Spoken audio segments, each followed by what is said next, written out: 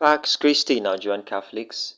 Vivian Schwanke de Oliveira, a minister of the Anglican Episcopal Church of Brazil, concelebrated the Sunday 9th February Mass for the installation of the Archbishop of the Archdiocese of Chapeco in St. Anthony's Cathedral, Brazil. The minister entered the church wearing a white alb and a blue stole, together with priests and bishops in the entrance procession. She remained in the sanctuary, actively participated in the consecration of the Eucharist, and received Holy Communion.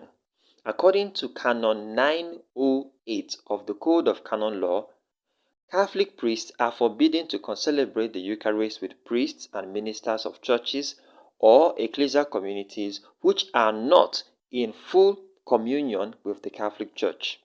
Catholic ministers may lawfully administer the sacraments only to Catholic members of Christ's faithful, who equally may lawfully receive them only from Catholic ministers.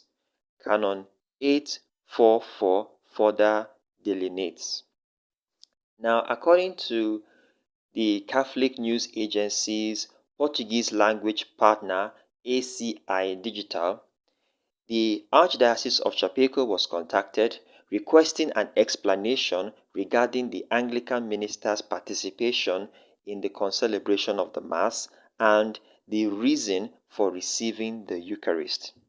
The press office sent a response signed by the Archbishop himself, which states, and I quote, "In reference to what happened during the solemn Mass of installation of the Archdiocese of Chapeco and my installation as Metropolitan Archbishop, we inform you that we have already communicated with the Apostolic Nunciature in Brazil regarding the circumstances of this isolated incident of inadvertent violation of liturgical norms.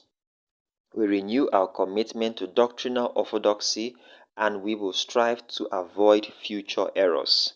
The text adds, "Thank God the Archbishop acknowledged the error that was committed in permitting this Anglican minister to sit on the altar and not only that, concelebrate Mass and receive Holy Communion." The Code of Canon Law is clear on this, and a house divided against itself cannot stand. We cannot have the code saying something and then we practice another. Hopefully the needful is done to prevent such abuses in the future. In other news, the Vatican Secretary of State Cardinal Pietro Parolin visited the President of Burkina Faso, Captain Ibrahim Traore, in Ouagadougou yesterday. The aim of the visit, as was reported, was to strengthen diplomatic ties between the Holy See and the Republic of Burkina Faso. The President of Burkina Faso, Captain Ibrahim Traore, welcomed the Vatican's Secretary of State, Cardinal Pietro Parolin, to Ouagadougou on February 17, 2025. This visit marked a crucial moment in strengthening bilateral ties between Burkina Faso and the Holy See. Honestly speaking, there's a lot to say about this visit, a lot to say. Some people have likened Traore to another Thomas Sankara, but I'm just glad that the Vatican has reached out its hands of friendship to this country. We pray that this visit will bring about great blessings for Burkina Faso. And on the home front, back in Nigeria, the response has been given to a viral video concerning a particular priest of the Missionary Society of St. Paul, which happened in the Catholic Diocese of Oka. And investigations are still ongoing concerning that incident, which took place at St. Gabriel's Catholic School in Oka Diocese between Reverend Father Jude Mokwe and a teacher by name Mrs. Maureen Ikediora. The diocese, according to this statement, regrets the unfortunate incident which took place on Wednesday, the 12th of February, and they have indicated a willingness to investigate the circumstances surrounding the incident and the extent of violation of the ethical standard established by the diocese for all diocesan schools and apply immediate disciplinary actions.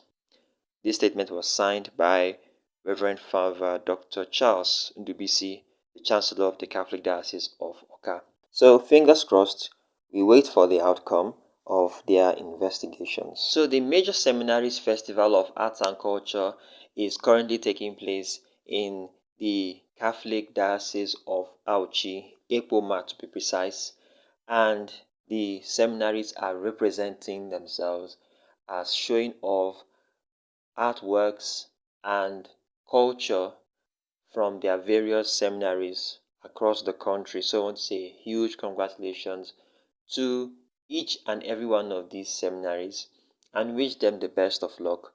The Major Seminaries Festival of Arts and Culture, it's basically an opportunity for major seminaries across the country to showcase their talents in the area of arts and culture.